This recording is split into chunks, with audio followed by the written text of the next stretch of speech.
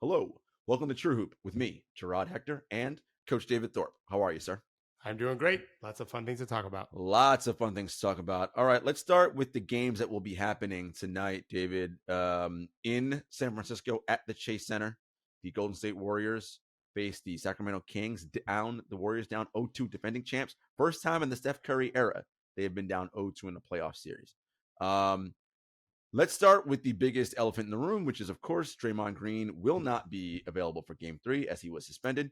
He was assessed a flagrant foul penalty 2 in Game 2 for stomping on the chest of King center Domantas Sabonis.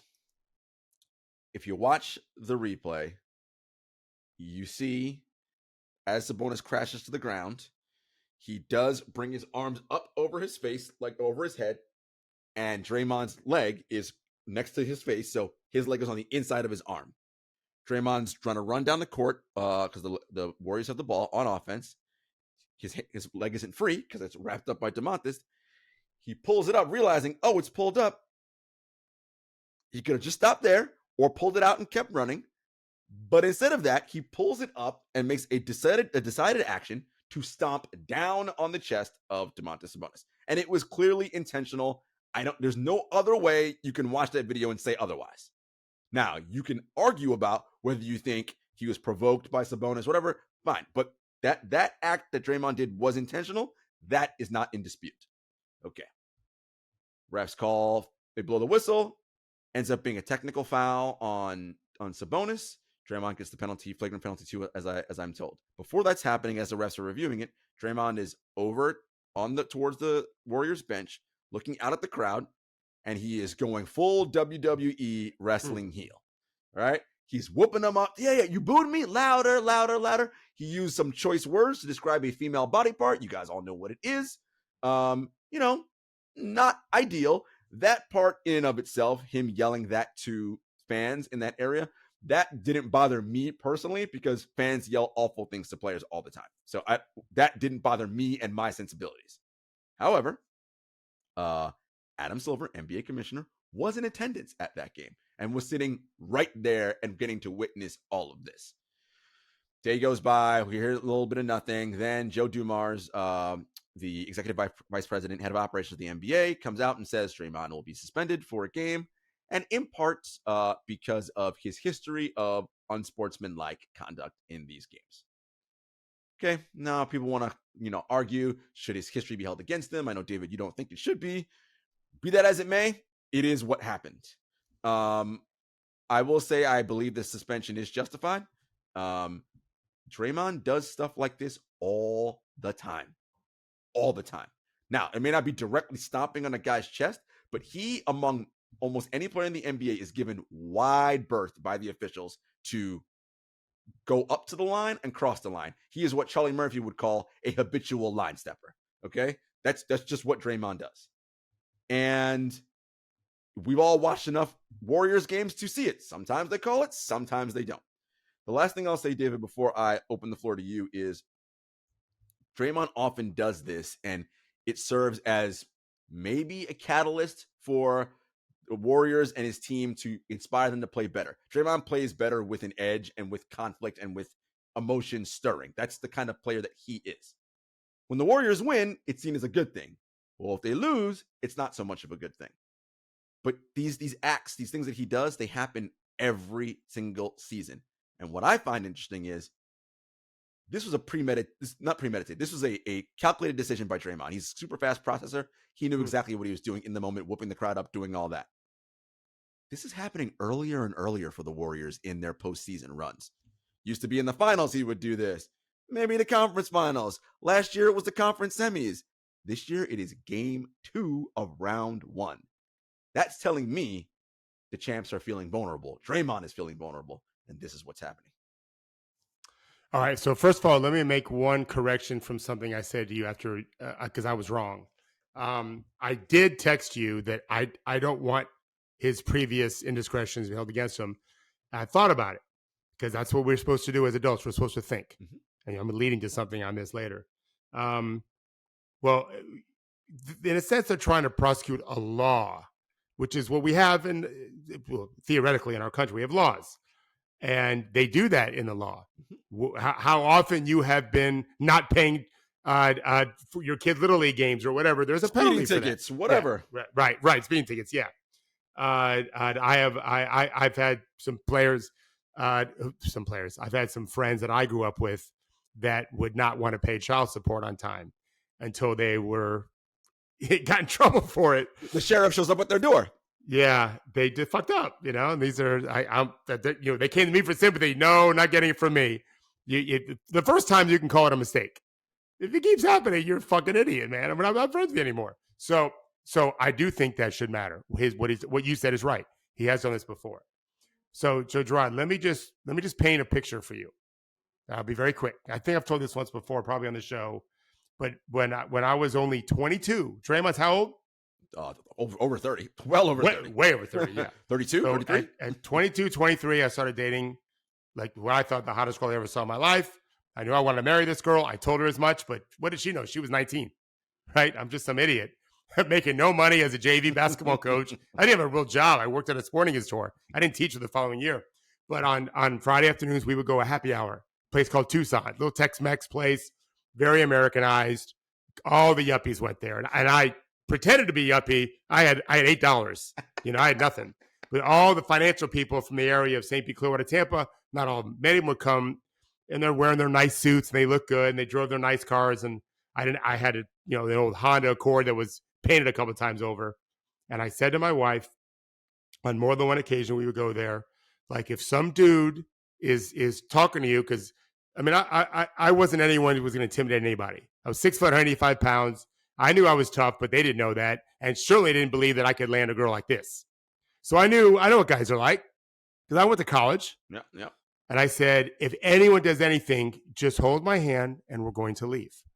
Because what's not going to happen is this guy is going to challenge me to a fight, and I'm going to get into a fight, because that's the end of my career.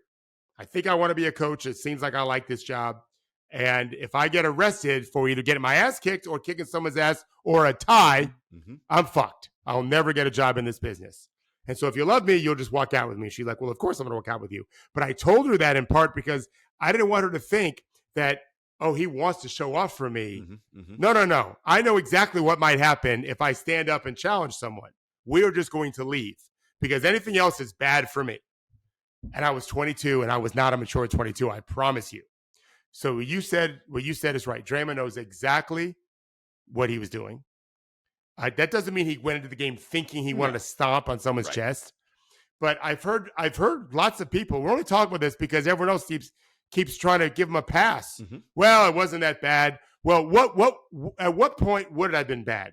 So the guy in the Bills got hit in the heart, and his heart stopped. So can we agree that if that was the result, where he goes into cardiac arrest, a suspension is warranted? If we can agree to that, right? Okay. So how far does it have to be? Do I really think it's bruised? I have no idea. Right. He's supposedly questionable today. Right. That's questionable. Right. You're calling him questionable. It's questionable. Correct. I'm not sure he's really hurt, but clearly stomped on him and had absolutely every reason to not do anything but fall down like Chris Paul would have done or someone like that, and Marcus Smart, and gotten the take foul. Were they going back on offense or defense? Offense. They're running about offense. That's what I thought. Get the take foul, get a free throw in the ball, and right? Yeah. Like, come on, Draymond. Like, you fucked up. And I thought Steve Kerr handled it great. Draymond apparently has handled it fine. I don't think he's said very much, has he? No. Since that moment? I don't think so. Yeah. Steve said, Coach Kerr said he's walked to the edge a lot. And, okay. Yeah, he has. That's not an excuse. That's not an excuse. When I was first dating Christy and I was coaching my kids from two of the worst projects, probably the two worst in St. Pete, two of the worst three. Like, you think I told them, hey, if they grab your leg first, everything's okay? Right. Actually, I did say that in my first year of coaching because I thought it gave me street cred. I told them if they elbow you in the face, you can take them out. I completely transformed when I realized that's the worst thing I can tell these young, mostly black men. I cannot let them do that. And so we always talked about taking the high road. We'll get them back on the scoreboard. We'll get them. There's ways to set good screens. I told them I will never get mad at you for a box out foul. If they take a chip shot at you, fucking box them out in the bleachers. I'm fine with that. But we are not going to throw a punch for sure. And so the Warriors got exactly what they deserve. Draymond's been this way his whole career. It's worked out great, but it doesn't always work out great. It didn't work out great against Cleveland in that 1 year they lost the championship. And it's not going to work out great because they're probably going to lose this series. Not definitely. Right. They're amazing. If anyone can rally up for a game, it's them. Right? We think so. The Kings are good, but they're not great on the road. They're not great on the road. Yeah, it could be 2-1 with Draymond coming back, and that'll be great. Kings have the second best road record in the league. No, they're good on the road. Yeah, they're just not like the old Warriors on the road. Right. They're good on the road. This is their first road playoff game. Yes, first one. It's possible they could win the game. It's going to be hard. It's going to be hard. They're willing to pivot. I'm sure Coach Kerr's got some good ideas. But this is, you pay for Draymond, and this is the tax you get sometimes for it. It is what it is. Yeah, I'm with you 100% there. Anyone who's out there sort of caping for Draymond and saying he gets a bad rap, it's like, stop. Like, again, Draymond gets a wide berth, wider than almost any other player in the league for things that he does. Trust me, I watch the games and I see the refs hold their whistle and tongue often when they would easily be like, say one more thing and I'm tossing you. Like, he gets that he is allowed to walk up and cross that line, a habitual line stepper. So this is not surprising. Again, when they win, all good, right? Steve Kerr said it. We don't have champions without Draymond. It's true. Bob Myers said the same thing. I also like what Bob Myers said, the GM, when he said, look, there is no appellate court, so you can feel however you want to feel. Fact is, Draymond's not playing in game 3. Right. So, right. Over. Right? Like, you said something else, Jarod, that I want to pick up and that I really liked. You used the word vulnerable. I was not thinking in those terms. I was thinking in these terms, but it's similar. They are pressed. This team's playing faster than us. They're better than us. We can't guard them. And we've had trouble guarding people all year, but we didn't care. Well, not trouble all year, but most of the year. In previous championship years, we've cared and been successful. We're doing fine on defense. We're not doing great. Like, they're definitely, the Kings aren't rolling the way they did the regular season, but they can't solve pick and rolls. They don't have the drop with. Looney can't protect the rim. Draymond now definitely can't protect it, but he wasn't great before. Fox is probably the best player in the series. And Sabonis is aggressive and physical. And when you start complaining about that kind of is funny too. Yeah, they're pressed. They're like, this ain't the Kings we were hoping to get. They're playing great. And, you always say players, because you talk to them, they don't need any extra motivation. They're already motivated enough as it is, right? Because they're trying to keep jobs and get contracts. Most of them, right? Yeah. But no doubt the Kings heard the talk about, the Warriors couldn't wait to get this. This is a clear path for them to get to the conference finals because they'll beat whoever gets out of the Lakers Grizzlies series. And the Kings are like, well, wait a minute. As you said, David, when we did our preview show, we are the 3 seed, not them. We're the ones who play better all season long. And Coach Brown knows them really well. I think that's not something we should just – I think I glossed over even more.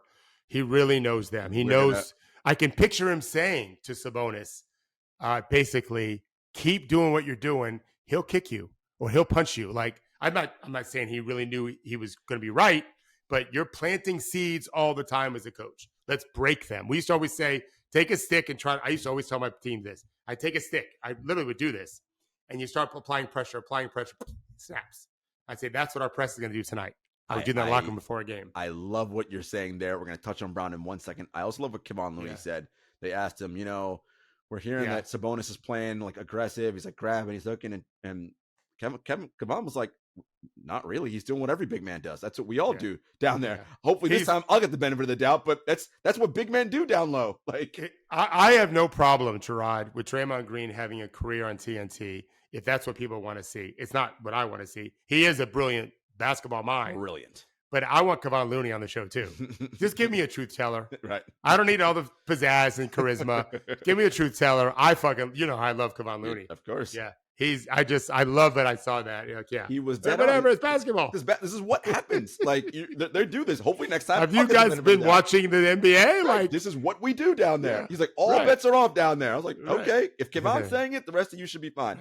Let's go to Mike Brown, who, by the way, was named unanimous coach of the year. So not only did he win it from the Coaches Association, that was surprising. Unanimous. He also won it from the NBA. It's wonderful, well-deserved. 16-year playoff hiatus. He did a great job. I'm convinced, David, like you. I don't think Mike said Draymond's going to do. I think this is what he said. at some point in this series, Draymond will do something. Yeah, he'll lose his mind. He's going to go over the edge. We, as a collective, cannot get wrapped into it. He drilled that into their heads a million times. It's coming. Do not let it affect what we do. And what I loved about that game, too, was, I don't know if you saw the quotes about this, Fox said, not Brown, but he did. The guys were on the court all huddled together and said, you're probably going to kick Draymond out. This is usually the time that the Warriors now go on a run and win the game. We ain't letting that happen. I think the Kings went on an 8-0, 10-0 run or something to end and it was over. Like, there's a way in which they're being mature and poised. And I think particularly against this Warriors team, because Brown knows them so well and knows what their counters may be. It's not quite like having all the answers to the test, but it's knowing these are the questions we're going to be asking. I don't have the answers, but here are all the questions we're going to ask. It's like they have that. They know the questions, so they can study ahead of time that here's what our answer is going to be to these questions. And I think Brown's doing a great job. I love what I'm seeing. As you said, Warriors can easily rattle off 2 in a row at home, and now we're 2-2, going back to Sacramento. Now the pressure is squarely on the Kings again. But if they do what they're continuing to do, which is focus in, do what we said in our preview, they're running the Warriors ragged, right? Keep playing with pace. They are running. Yeah. Shoot a ton. They're shooting more threes in the Warriors. Shoot more threes. It will work itself out. If this game is tight late, the Warriors may, for the first time in a long time, start being like, wait a minute. We're not just turning it on and it's happening, and now we're up 15. Like that, they might start feeling some stress in some areas. Yes, I have one thing to add. There's 2 series going on where I think that there can be a major trade between the 2 teams. We'll talk about the other one later. Not a trade, but just a transaction. If Sabonis would start shooting more threes and making them at a decent rate, which is certainly possible, Draymond Green in Sacramento would be kind of interesting. They're throwing a lot of passes. They're trying to be an open-ended team, no one just in the post all the time. Right. It would give them 2 very gifted passers at the big spot. Draymond helps them defensively, which is a big deal.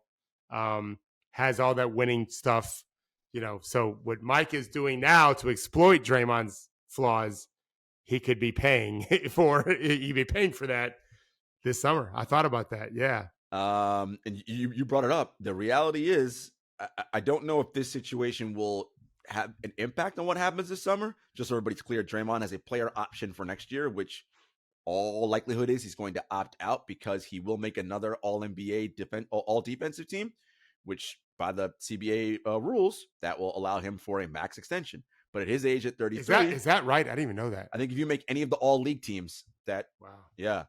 So. And if you had a defensive player of the year within a certain whatever, all those things. It doesn't mean he'll get it, but he's eligible for it. He's eligible for it. Right. If he gets it, yeah. He is not worth that to anyone but the Warriors, in my opinion. Because I don't think any other team has the right situation set up, minus Sacramento, as you said, to... Well, they may not pay that. Right. But will Sacramento pay it, you think? I don't think so. I mean, sorry, we Golden State pay it? You don't think so? I don't think so. Lakers got to look around and say, look... My tax bill and my payroll bill really high. And if we flame out in the first round, do I want to run this back again next year? Yeah. He may not. So this is interesting. Will Draymond be around next year? We shall see. David, last thing. Yeah. Because I don't want this to undercut the reality of the situation, and we need to give them credit. The Kings are just flat out outplaying the Warriors. That's what's happening through 2 games. They've just been the better team, and they deserve props. And it shouldn't be all about, it's because Draymond. The Kings have been better. And the Warriors players, they feel that and they know that. I completely agree. They've outplayed them, generally speaking, most of the 2 series. And they got to do it on the road now, but they were the better team all year. This is just going as kind of expected. Yeah. All right. Suns Clippers will also be tonight, which on the NBA schedule. Guys, 2 West Coast teams tipping at the same time. Bad look by the NBA. Figure this out. I know there's arena issues and whatever and concerts and stuff, but come on, man. I got to have the double box going or whatever. This is really annoying. Anyway. Advantage Thorpe. I don't have that problem here. Thorpe's like, I got 80 TVs, so I can see them. Not 80. The truth is, I'd rather on a weekend, just hang out with my wife and watch 1 game in the house, but I'm not going to have that choice tonight. No, tonight. Yeah. 2 games going at once. Suns evened up their series with the Clippers at 1-1. They really shot the ball extremely. Devin Booker was incredible. Is this your favorite series so far after 2? Cleveland, New York. New York's, yeah. And actually, this series is really good. I like the Suns Kings. I mean, the Kings Warriors series because the Kings, like, I like when young teams show up. Yeah, and they don't they're unafraid of the moment. They seem unafraid by the moment. What do they say on Instagram? You are him, he is him. Oh yeah. Everyone's him now. I'm like everyone can't be him. I see that a lot when I look at my kids. When I look at my son's Instagram. Well, you know who is him? Kawhi Leonard is definitely him. Yeah, that's what I was going to say. In that series, there's a couple hymns. There's a couple hymns. Yes. Because Devin was amazing. Oh, he was outstanding. Like, woo, man, the level of shot making and Coach, Kawhi is so strong. Like, he's 6'7". Like, his hands are fucking huge. I don't know if there's anyone in the league who can get him off his spot or get him away from where. I just don't think you're. I think one guy could, but he's not eligible to play right now. He's not able to play. Steven Adams is pretty strong. Well, that's true. Yeah, Steven Adams. Yep. Mm-hmm. That might be it, though. But is he quick enough to hang out with Kawhi and out on the? No, he can't guard him, whatever. Yeah. Right. I'm just saying, pure strength. Kawhi ranked number 2. Yeah, still pretty impressive for a guy 6'7", whatever. It's a wing. He's just doing amazing things on the floor. He's still ruthlessly efficient. I haven't checked his numbers, but I would. He's probably like 60, 50, 90 right now. Like, I mean, he's just making everything. Hands in his face, contested, don't matter. And they're line drives. Yes, no arc. Yeah, there's no margin for error. Yeah, Kobe was the same way. It used to drive me crazy. It's like, you might shoot 70% if you put some arc on the ball. You know? It's amazing. Wild. I want to touch on Ty Lue, who we both talk about as being a fantastic coach, and we call him Mr. Pragmatist because he don't have any ego about this. I will try whatever's going to get my team a win because that is the goal, is to win this series. And Durant said something interesting. He's like, they're doing everything. One possession, they might double me. Next possession, they may try. Every possession, they may switch up what they do on me. And that is awesome because what that does, Hubie Brown, who you love to say, you set screens to do one thing, make the defense think. Well, on offense, you change your looks to do what? Make the offensive player think. Making Durant slow down by half a beat, whatever it is, that's advantage defense. Yeah, I've told the story before. I don't know if he remembers it, but when Udonis was playing Dirk in the championship in 06, I think it was, how do you guard Dirk? The only thing, and he's 6'7", Udonis. The only thing I told him is change up how you guard him every possession. Don't, force him left, force him right, close him out hot, close him out short. Just make him wonder for 1 second, what's he going to do? Just to try to disrupt his rhythm a little bit. He told James Posey that. I remember it was a backup to him. And obviously it worked out fine. I'm not sure that was the reason why, but I've been doing that ever since. I mean, not just with pros, but even just as, when I coach my son's teams, just if there's a guy that's rolling, just try to get in his head a little bit. Obviously, they're not at that level. This is the reason why I think Ty Lue's done the best job in this playoff so far, though Mike Brown's been great also, is the Clippers look great. They do. And it's just, they're missing their second best player, who's one of the best players in the world. Mm-hmm. And yet guys are just looking good. Mm-hmm. That's the job of a coach, deliver the team into the postseason ready to play great basketball. The Celtics look pretty good right now. It helps when you're playing a weaker team. That's not the case in LA with Phoenix. Mm-hmm. And they look sharp. We'll see what happens. They play tonight. Tonight, yep. Game 3 tonight in LA. Yep. Same time, as the other one. Yeah, well, maybe an hour different. What time? No, 10, same 10:30? Yeah, both tip at like 10 or 10:30, yeah. Yeah. That's the Clippers, Kawhi is everything, but he ain't the only guy. Mm-hmm. Norman's look good. Westbrook had a better shooting night. Westbrook, it's funny how that's worked out. It's we said in our preview that for whatever reason, Terrence Mann has his best games in the West versus the Suns. That's borne out his defense. It's a good series. Yeah. I would not be surprised if it's 2-2 after 4. Yeah, no, I just wouldn't be. Yeah, this series could easily go 6-7. This is what I think we said 6 or 7 when we did our predictions. And I think that's good if we can wave a magic wand and look forward a little bit. And Phoenix in the finals, and we know they went 6 or 7 against LA. That's a good. I would argue that helped them get there. Yes, they just you You have to bring more fire to a team that's full of steel but hasn't solidified yet. They just haven't gone through much together. Yep. Make them win a down 2-1, win a game 4, or up or 2-2 and have to win a close game last 5 minutes. Yeah, just that's going to forge a stronger unit if they get there. I think. Yeah. No, I'm with you there. We talked in coaching, and I want to stay there because this is obviously your wheelhouse. I want to go to the other side. We talked a lot about Monty and being a good man and inspiring and those different things. I worry about, and this could just be coach speak because coaches do coach speak at the end of games, but a lot of, sometimes you got to take what the defense gives you. And I hear that and I'm like, my David Thorpe coach brain comes on. And it's like, no, the defense is forcing you into what they want you to do.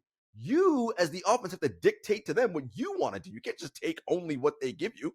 Right. And so I thought that was interesting. And I feel like sometimes, Monty may have to just do a couple different things. Get Kevin on the move a couple times, right? Because if you just let him stand there and on the block and you're feeding into what they want to do. But you put him on the move, which you did a little bit more in game 2. Funny how much easier on a roll he gets when you do that. That's something to watch. So I want to say they shot 60% from 2, or not from 2, maybe from 2, but from outside the paint in that game. Yeah, they were excellent. That's unlikely to happen more than another one time, maybe. They did not do that in game 1. No. As good, not just mid-range, but as good outside the paint shooters they are, they're not 60% good every game.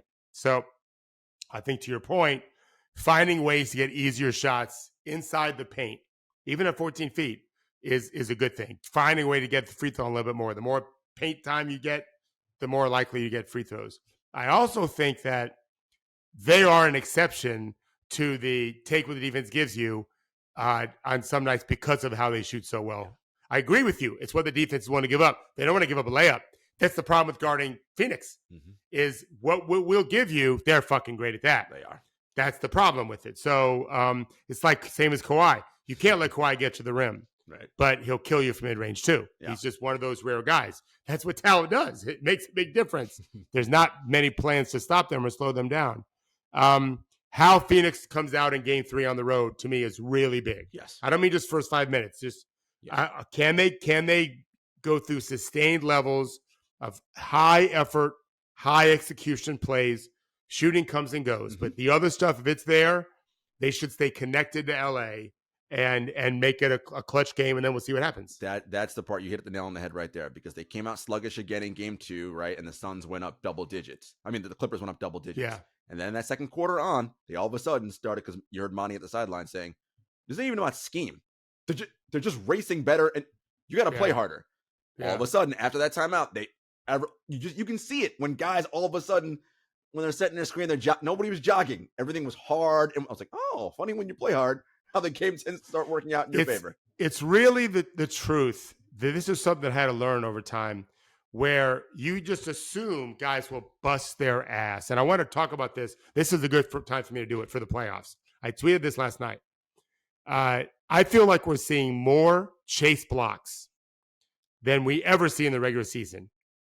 We're seeing more help blocks from guys that don't normally do it than we do in the regular season.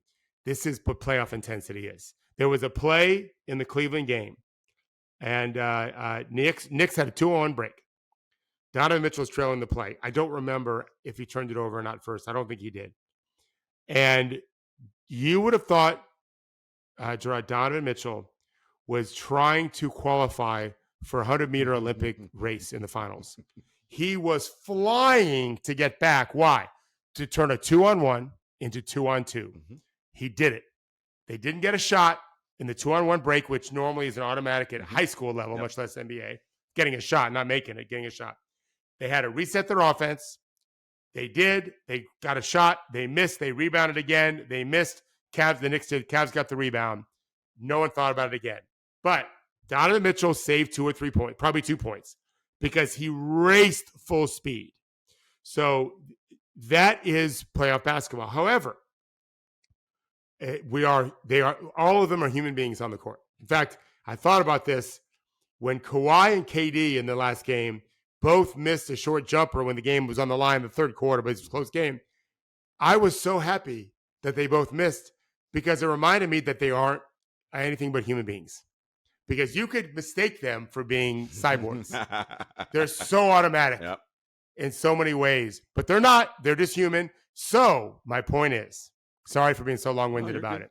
It is a coach's job sometimes to bring that inspirational nugget to make sure that when they're not at optimal level effort, and remember, you can't be playing crazy basketball because you got to think also. So you get the optimal level is as hard as you can while still being total control of your emotions, all your faculties, right? When that is dropping off, that's my job. Now, it'd be great when leaders do it also. Nothing wrong with that on the court. But as a head coach, I've got to make sure I'm saying, I don't have to yell and scream. Right. Grown men. I can fire them up with my words, right? Or sometimes just my silence and my look to get them to play at that optimal level. And so that to me is a big part of coaching. Yeah. When I watch the Grizzlies, Taylor Jenkins is not very demonstrative.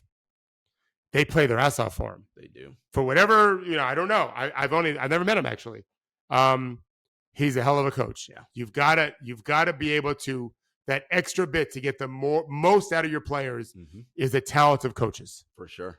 No, and it's critical. You mentioned the Donovan Mitchell play for the Cavs. Guys, possessions matter in every basketball game, but in the playoffs, possessions are so critical. There's a finite amount of them in a game, right? And you don't want to be pissing them away, right? You look at stat sheets at the end, and you're like, man, this team got 10, 12 more shot attempts than us. Almost invariably, you lost that game unless you were super hot from three. You cannot give away possessions. Right. And it's so vital in the playoffs. No, this will be interesting to see. This has been a great series. I've loved this series so far. It would not surprise me 2-2 going back to Phoenix for Game 5. And as we all know, the winner of Game 5 in a tied 2-2 series goes on to win almost 90 whatever percent of the time. It's a big number, yeah. That's the one. That's the game you gotta have. The other thing is, let's move on to the other game tonight, which will be 76ers Nets. I will be in the house for that Game 3. That one looks like it's over, David. I expect Philly to go up 3-0 and kind of just cruise, which for them is important because Boston doing the same thing, and that's who they're playing in the second round. If you're Philly and you're Doc, no messing around. Don't add any. It looks like Boston will sweep Atlanta. Why are we adding more chance for injury? Take care of business in Game 3. And as the coaches say, be greedy, get Game 4, and get yourself ready for that second round series against most likely the Celtics. Yeah, I'm not ready to say it's going to be a sweep. I don't love Brooklyn's chances because I don't have any confidence that they're going to change anything. Yeah, they're probably not. I think they're just going to say, well, let's just execute better. And it might work. It might. I just think I wish they would be a little more innovative. But I think Philly, ultimately, I don't love the connection between players and Doc. I haven't all season. I don't love it. I think that I've said this before. If Brooklyn can find a way to get a win in Game 3 and then have it be a competitive Game 4, it's possible. Stress. You start right, exactly. That stick. You got to put pressure on that stick or it's not going to break. The Sixers aren't going to break until you put a lot of pressure on them. Then maybe they will, maybe they won't. I just think it's possible.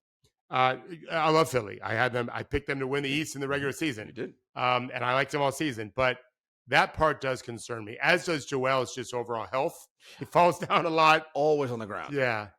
That's why I feel like they should run him more and not double him as much. And he's a great player, but he's amazing. David, he flops a ton. And I'm like, bro, you can hurt yourself flopping. Like it's a long way to fall. Yeah, you're throwing that big body on the ground. Stop. Like, cut it out. He really is. That part is true. But I thought about this watching the last game. So I don't remember Will Chamberlain as a player he played when I was a young man, when I was a boy.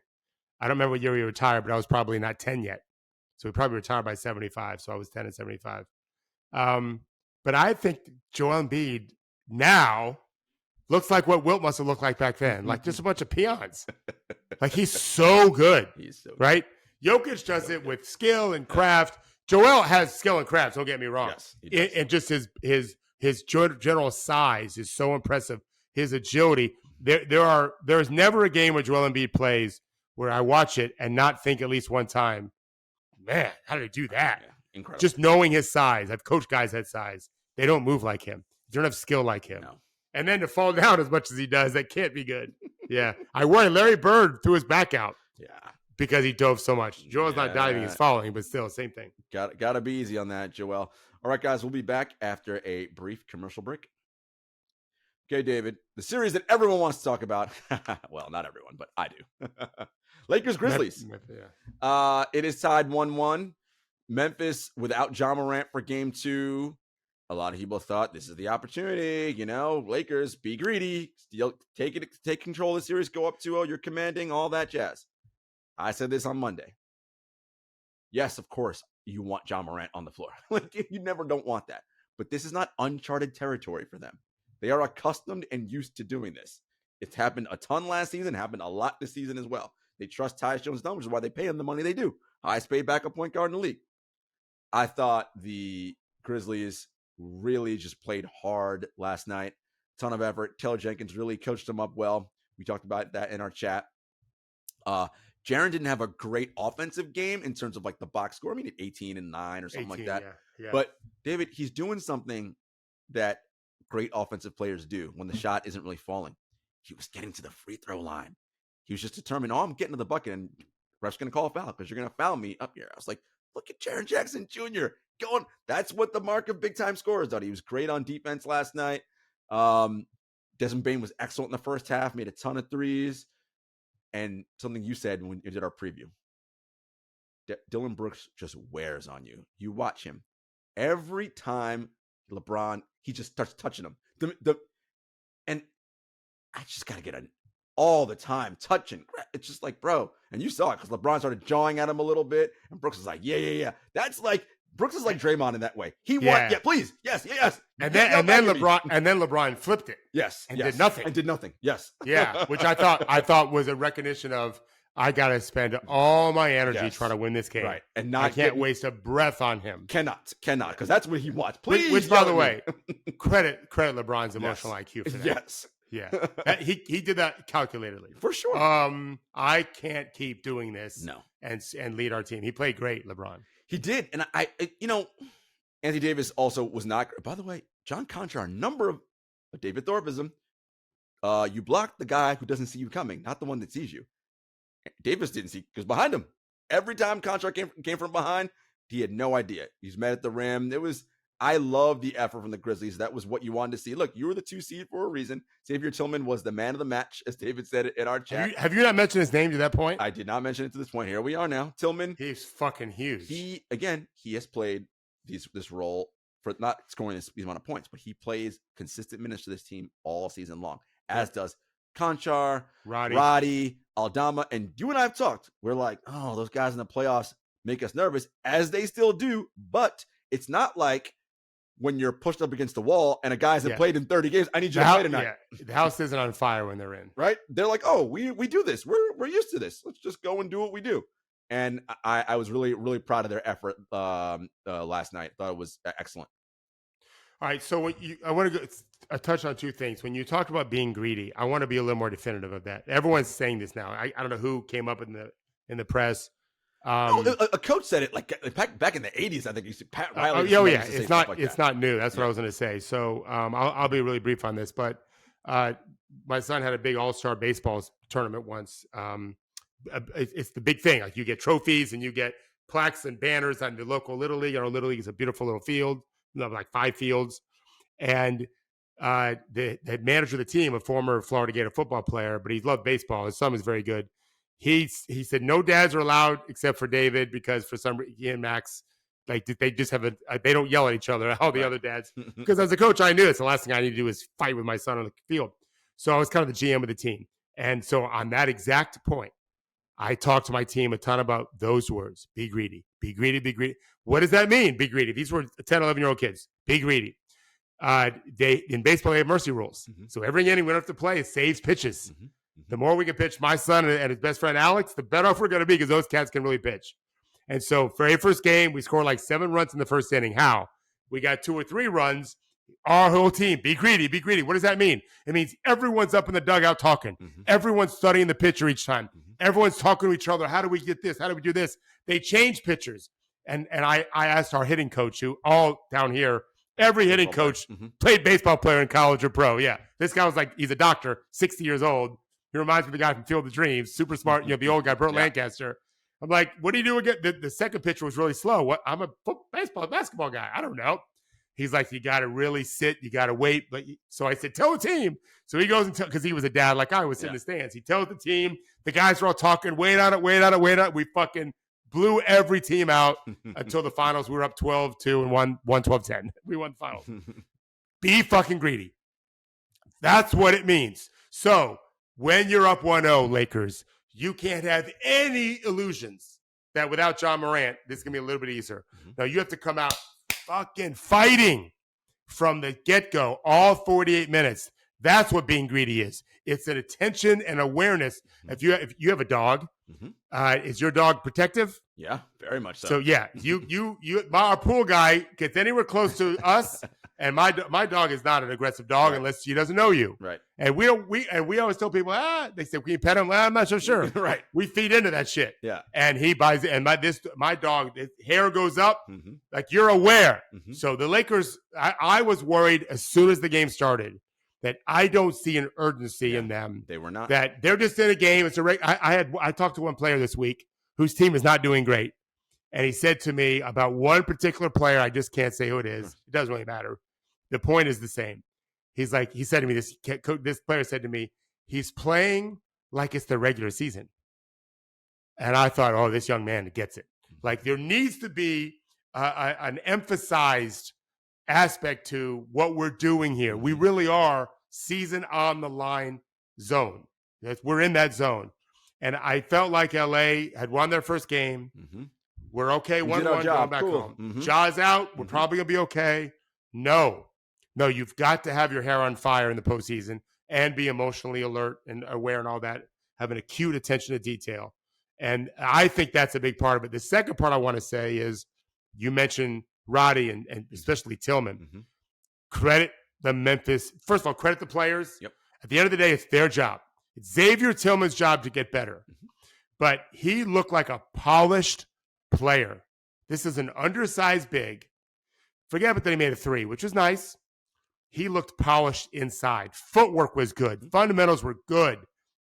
We said in our preview, I said this maybe on Zach's show, I don't remember, his matchup with AD is good. Like he's pretty good. Same as LeBron. He can kind of guard those guys better than people probably realize because he's so strong. His footwork is good. He's a young player, and the Grizzlies have done a hell of a job developing their bench. Yep. I like what you said. I'm not sure Aldama should be in, but I love that he's trying. I'm not sure Roddy should. Roddy made a couple threes yesterday. He sure did. I give Taylor. He has a plan. Big body Roddy. That's big body Roddy. It's exactly what he is too. And by the way, good job. Yeah. Good job, Grizzlies draft team late in the first round. Yep. He doesn't look like a first rounder, but if you saw Moneyball, if you read the book Moneyball, they talked about a catcher who couldn't go in the first round because his thighs touched each other when he walked. That's what his scout said. The guy ended up being an all-star. I think, if I remember correctly. It was a long time I read the book, a long time ago. David Roddy is a basketball player. And it goes to how the Grizzlies play. Yes. They're looking for a fight. Now, Dylan Brooks. Do you want to read what his poke the bear thing? Yes. So after the game, reporters asked him, hey, Dylan, people often say it's not so wise to, rattle LeBron because he can come at you. It's like, I don't care about that. LeBron's old. He was like, this is what I do. I poke the bear. I don't respect anybody until they drop 40 on me. And I was like, whoa, this guy's like, he's really, look, Dylan Brooks is the kind of guy, if he's on the team you root for, it's like a necessary evil, right? You have to kind of just, all right, we tolerate him.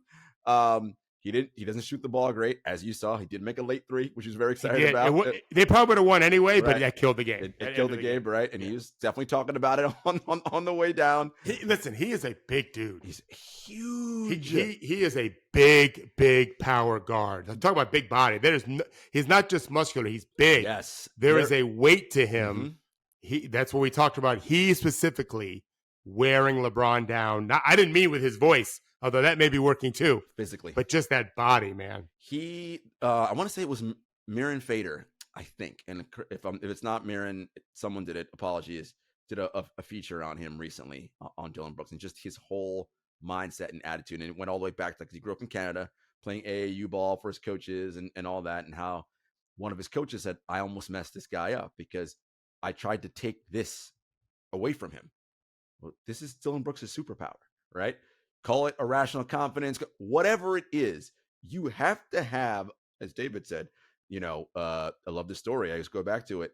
The player that you were coaching and the coach is around, he's missing shots and he's getting upset. And you're like, buddy, you ain't going to make it in this league. If you're getting mad because you're missing 3 shots in a row, this ain't the sport for you. You got to do something else. Dillon Brooks doesn't care if LeBron scores, whatever. Like, that kind of attitude is how you're able to relish and want, no, give me LeBron, give me Steph Curry, give me Kevin Durant. I don't care who it is. And that the team feeds off of that emotion that he has. And it's huge for them.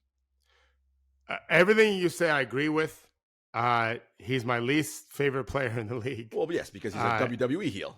Right, that part. But I respect what he does defensively. He's an all-NBA defensive player. Correct. Deservedly so. Correct. And he plays incredibly hard. I love that. I don't hate him, that's for sure. I don't love the WWE part of it. Mm-hmm. I'm a big believer in like Larry Bird and Magic hate each other, but you never knew it. Right. They became best friends. You didn't know that either when they played against each other. Right. I'm old school that way, I guess. I'm a big believer in business, keep things to yourself. Right. Execute the plan. Throw it on the court, right? Back it up on the court with your play. Yep. I just that's not how I am. I don't think it's bad how he gets his team inspired. Yeah. That's for sure. Yeah. There's value to that. And listen, the bottom line is this: it could have been 2-0 LA. Like you're missing your best player, and they dominated the game. They really, always lead. I think they led for most of it. Yeah, they did. But they played really well and really hard, and they're defending LA pretty well. LA's loaded with talent, as we've talked about. This is a big win for them. You know what's interesting about LA? Consistency from hitting jump shots. Like Rui still shot the ball well. He shot well both games. Reeves wasn't as good last night shooting the ball. Yeah, no. Davis, as we said, Davis missed a ton at the rim too. He was bad. He was bad last night. And LeBron, his stat line was great, and he had a couple. And we talked about this, David. He's picking his spots because there were moments. I was just going to say that. Why aren't you going to the rim right now? Probably because he can't. He's definitely. The point is, here's the point. If he couldn't pick any spots, well, then he's got to retire. Right. He's still got some spots that he can dominate. Mm-hmm. He still can make that dunk, get that chase block, or get the help block. He's still doing that. Someone texted me last night, a younger guy in his 30s, a partner of mine in business. He texted me. I think he's 38 now, and he wrote, "Was prime LeBron like great all the time?" Yeah, all the time. I mean, obviously it wasn't every single second, but the effort, the athleticism was just effort. It was just always there. Yes. It was ubiquitous in a sense. He was just, you knew you were going to get all the time.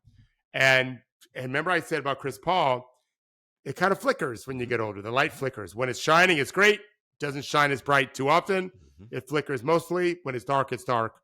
Chris Paul flickered in game 2. He did. It did not. It flickered bad in game 1. Mm-hmm. It was off in game 1, on in game 2.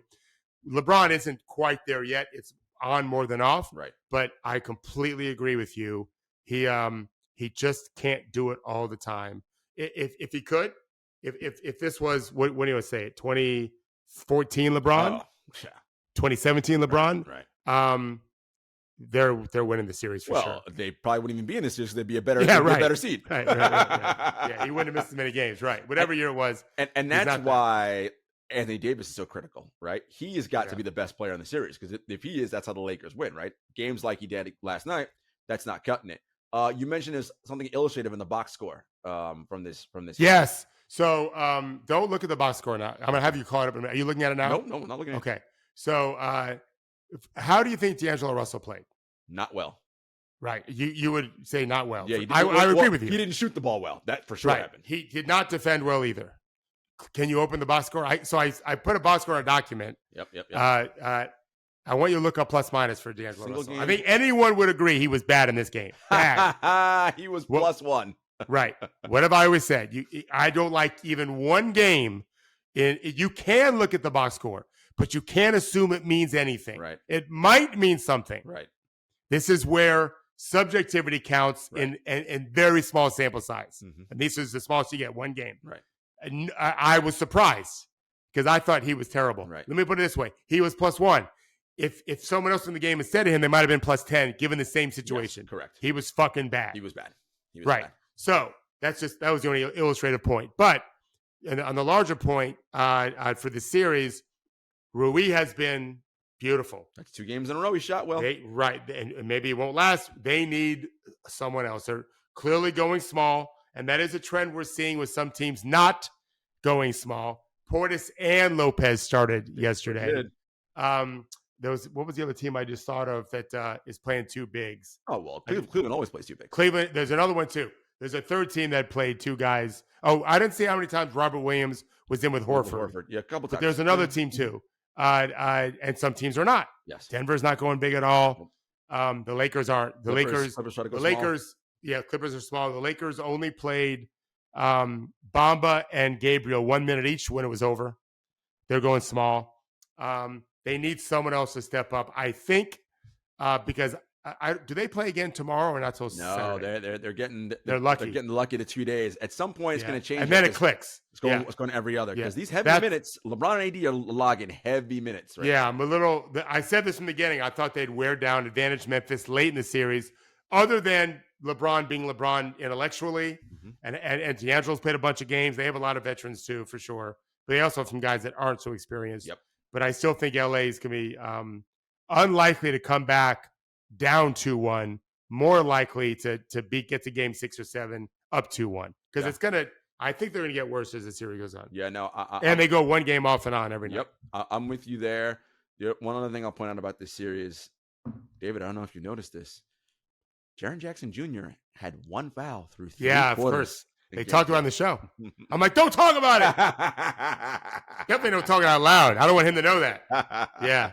It seems that that's Lakers fatigue a little bit, not attacking as much. It's that Lakers not attacking. It also seems like he's making a conscious effort. For sure. Because, he likes to jump and swat at everything. I'm like, he's not really doing that in this series. Took you 2 years to figure it out. Right. Jaren, Mr. Jackson Jr., but you figured it out some. Your team needs you in the game. Yes. I used to always tell big guys in high school, like, we'd rather give up the layup. Right.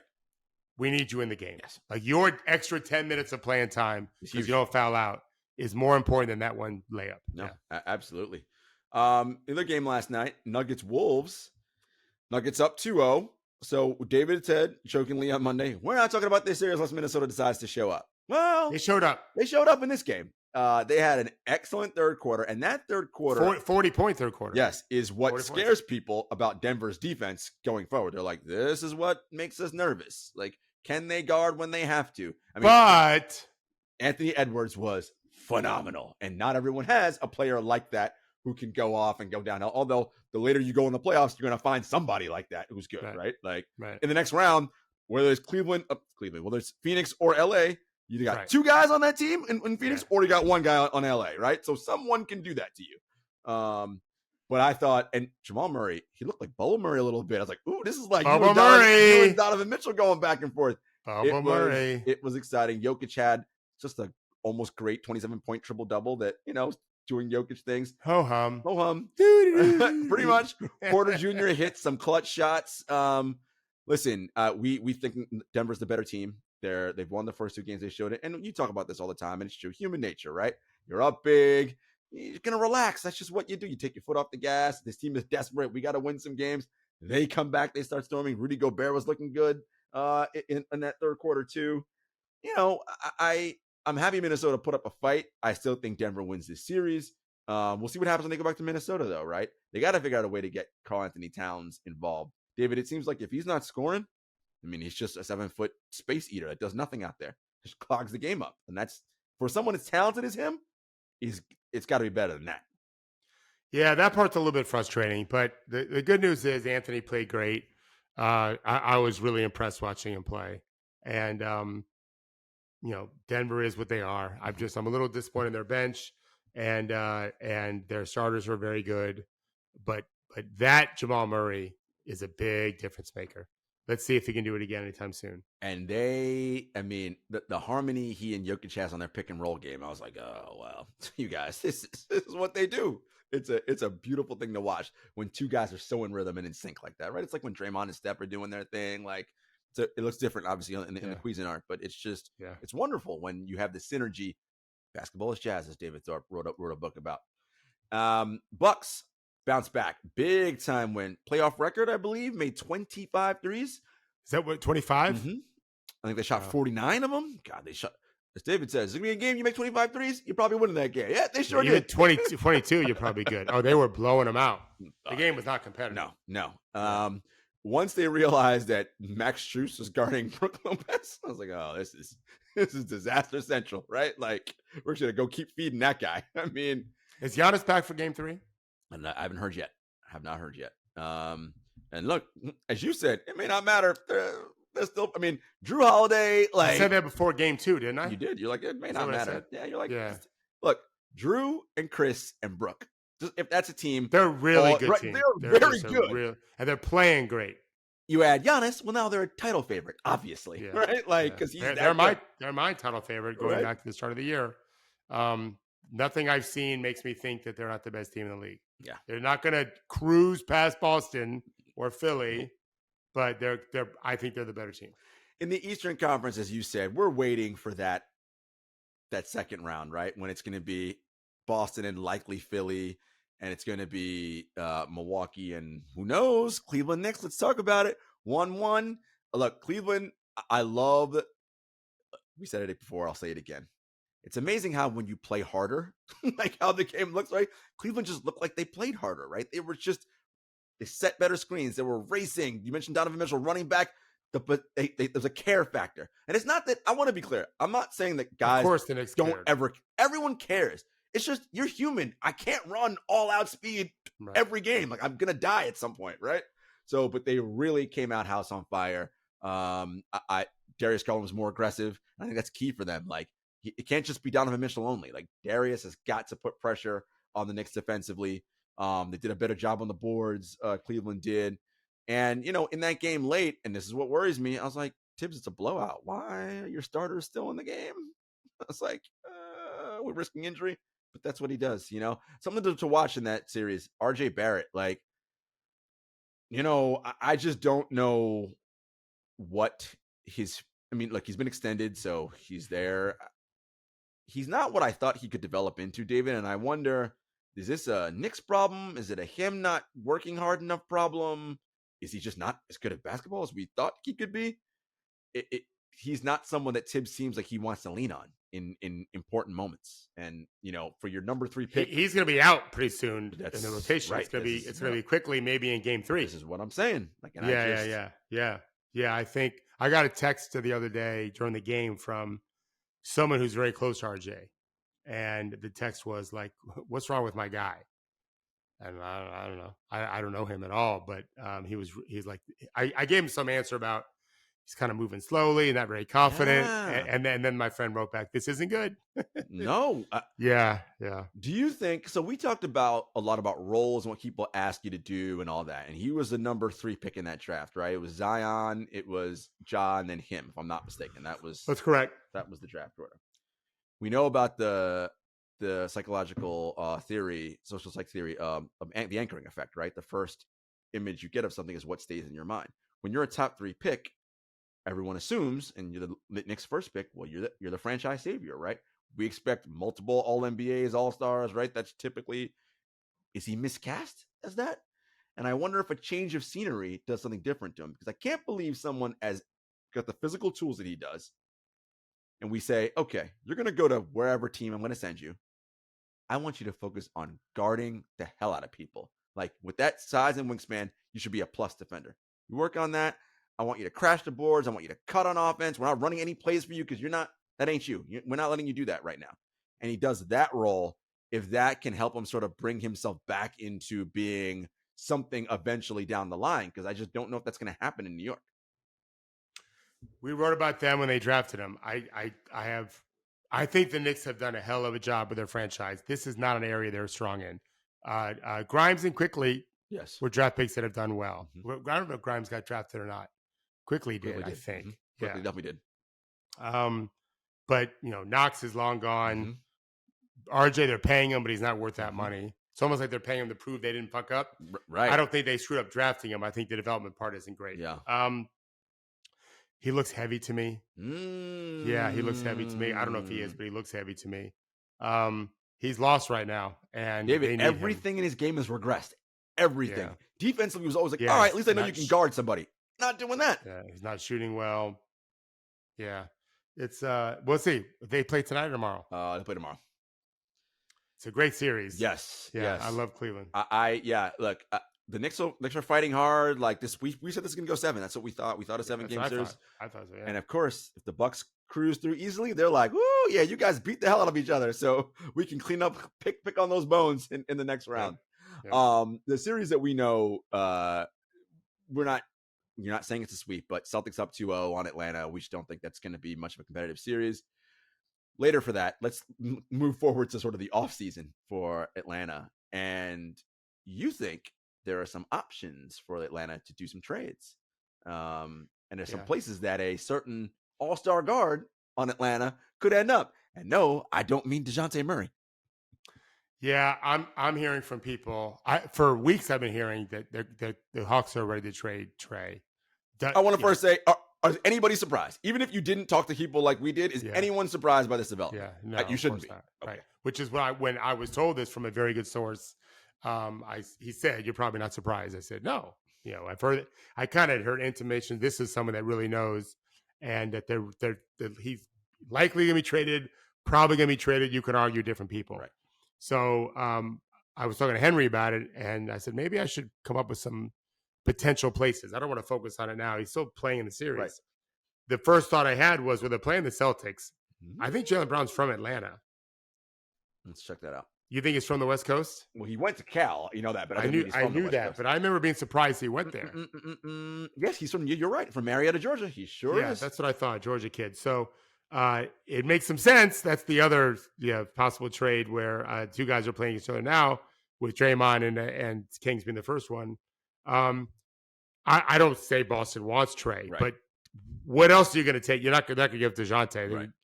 So could they do something with Trae? Yeah, you got to put Trae on a team with defenders, right? I'm not saying it should work there with Derek White and Marcus Smart and Brogdon, but he is a very talented player that clearly is found a tough hole. It's not going well for him. He didn't shoot well this year. He's also a very gifted passer.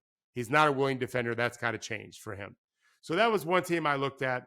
I also looked at who else could trade a player that's making some money that could use life on their offense. And I thought Toronto. Ooh. They would trade Fred VanVleet. I'm not suggesting this will happen. I'm just looking at possibilities.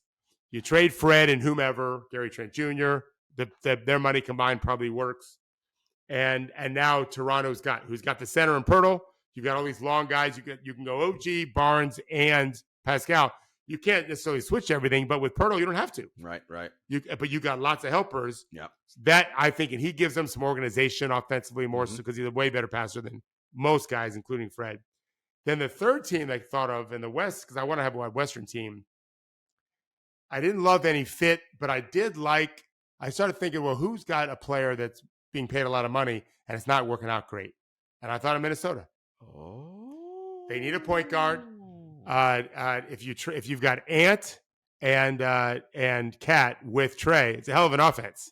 Ant should be a plus defender. So you're saying send Rudy away. And they have, and trade Rudy. Yeah, I don't know why the Hawks would want him. They have Capella. Right. But you at least get an asset back. Yeah. You'll probably want more than that.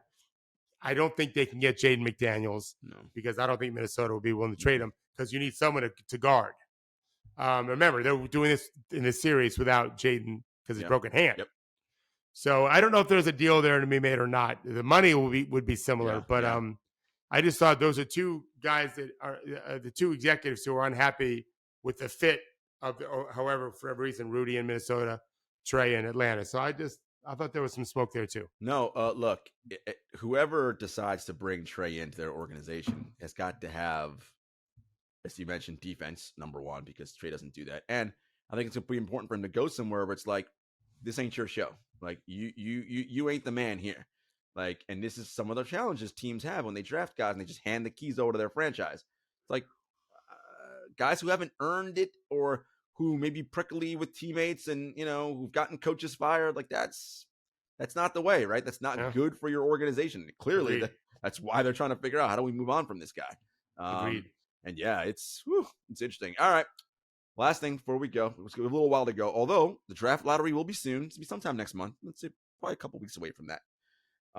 One of the hopefuls in the 2023 draft, one Mr. Scoot Henderson of the G League Ignite, who's been shut down now for quite some time. I think the last couple months. Yeah. He had some interesting comments, David. What did Scoot Henderson say that caught your attention? He said that he thinks should go number one. I have no problem with him saying that. And then he said, I'm going to go number one. And I thought that was stupid. Yeah. Number one, as you pointed out to me when we talked about earlier, no one even knows who's drafting number one. Correct. So are you saying you think you're the best player? You know you're the best player? That's fine, but it's not the evidence that we have. First of all, in film, he's not the best player. Right. I'm not sure he's the second best player. I am sure who is the best player. Yes. And he plays in Europe. That is correct. Yeah. And every team needs him. Yes. And of the four that have that best draft, first pick in the draft percentage, and then every other team in the lottery, I think he'd be picked number one by everybody. Yes. Victor Wembanyama for sure is the consensus number one pick. It would be the biggest shock. Yes. If he's not. Biggest shock. Yeah. If he didn't go number one. Right. If that happens, something happened somewhere. Something came up in a medical report. Like, right. That's the only thing we can think of because everything else suggests this is a generational talent. And I said this before, selfishly, I hope he ends up in San Antonio because I do not trust Charlotte, Detroit, or Houston to do right by him. That's just me. Track record says those teams don't really know what they're doing. All right, folks, enjoy the rest of the games tonight and this weekend. By the time we're back on Monday, some series might be over on the brink of yeah. By Monday, Friday, Sunday games. Yeah. So by Monday, there'll be some teams that are probably already sent, as TNT likes to say, gone fishing, and they're off for the rest of the season. All right, everybody, take care.